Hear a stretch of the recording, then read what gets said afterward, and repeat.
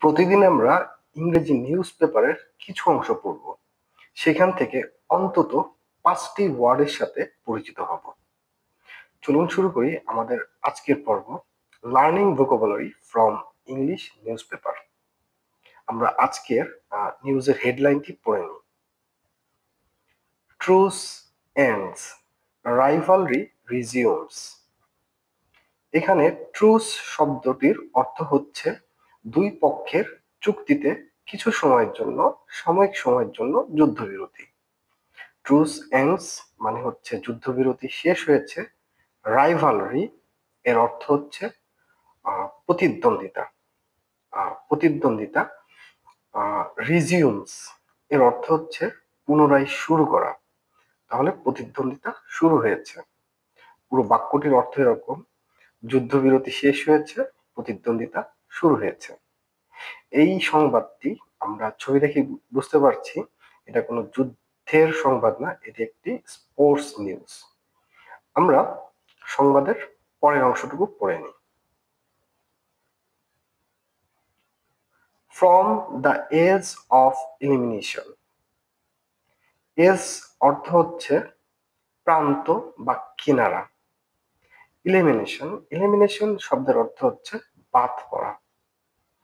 অর্থ হচ্ছে একদম বাদ পড়া, একদম কিনারায় থেকে বাদ পড়া থেকে Bangladesh are set to begin their campaign.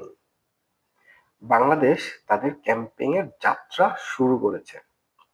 In the super 4 phase of the Asia cup today in Dubai against Sri Lanka.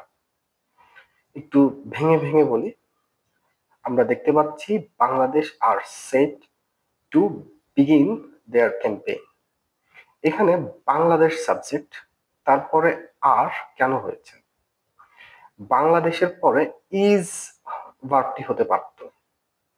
এটাকে একটু ব্যাখ্যা করি। ব্রিটিশ নিয়মে স্পোর্টস এর ক্ষেত্রে যদি বাংলাদেশ শব্দটি কোনো দলকে বোঝায়, সেটা হচ্ছে কালেকটিভ নাউন, সেখানে ইজ এর পরিবর্তে আর ব্যবহৃত হয়। কিন্তু আমেরিকান নিয়মে এটা কিন্তু ভিন্ন। আমেরিকান ইংলিশে এখানে কিন্তু ইজ বসবে, আর বসবে না। তো Bangladesh are set to begin, Bangladesh তাদের যাত্রা শুরু করেছে। দেয়ার ক্যাম্পেইন। ক্যাম্পেইন শব্দের অর্থ হচ্ছে অভিযান। ক্যাম্পেইন শব্দের অর্থ প্রচারণা। যদি সেটা পলিটিক্যাল অ্যাসপেক্টে হয় তাহলে সেটার অর্থ হচ্ছে প্রচারণা। আর স্পোর্টস অ্যাসপেক্টে ক্যাম্পেইন শব্দের অর্থ হচ্ছে অভিযান। In the super 4 phase. Phase শব্দটির অর্থ হচ্ছে পর্ব। তো আমরা জানি এশিয়া কাপে সুপার 4 রাউন্ড খেলা শুরু হয়েছে, সেখানে বাংলাদেশ তাদের ক্যাম্পেইন শুরু করেছে। Of the Asia cup today, আজকের এশিয়া কাপে, ইন দুবাইয়ে এগেইনস্ট শ্রীলঙ্কার বিপক্ষে। The very team. এখানে ভেরি টিম বলতে কি বোঝানো হয়েছে? একটু জোর দিয়ে বলা হয়েছে এটি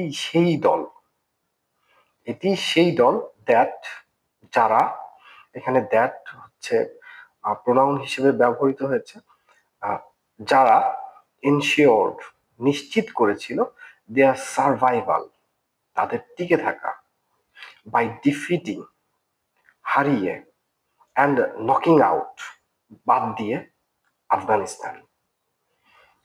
এর অর্থ হচ্ছে তারা তাদের টিকে থাকা নিশ্চিত করেছে আফগানিস্তানকে হারিয়ে এবং আফগানিস্তানকে নকিং আউট, টুর্নামেন্ট থেকে বাদ দিয়ে। তো এতটুকু পরে আমরা যদি বলি যে আমরা কোন 5টি ওয়ার্ড এর সাথে পরিচিত হচ্ছি। এক, ট্রুস। এর অর্থ হচ্ছে দুই পক্ষের সমঝোতাতে বা চুক্তিতে সাময়িক যুদ্ধবিরতি। এর সিনোনিম হচ্ছে সিজফায়ার। রাইভালরি এর অর্থ হচ্ছে প্রতিদ্বন্দ্বিতা, এর সিনোনিম হচ্ছে কম্পিটিশন। আমরা তারপরে জানলাম এলিমিনেশন অর্থ হচ্ছে বাদ পড়া, আর রিমুভাল, এক্সক্লুশন, এগুলো হচ্ছে সিনোনিম। তারপর আমরা ক্যাম্পেইন এই শব্দটি জানলাম, যার অর্থ হচ্ছে প্রচারণা, যদি সেটা পলিটিক্যাল অ্যাসপেক্টে হয়। আর এই ক্যাম্পেইন অর্থ হচ্ছে অভিযান, যদি সেটা স্পোর্টস এর ক্ষেত্রে হয়। তো আজকের learn vocabulary from English news paper পর্বটি এখানে শেষ। দেখা হচ্ছে আগামী পর্বে। টাটা।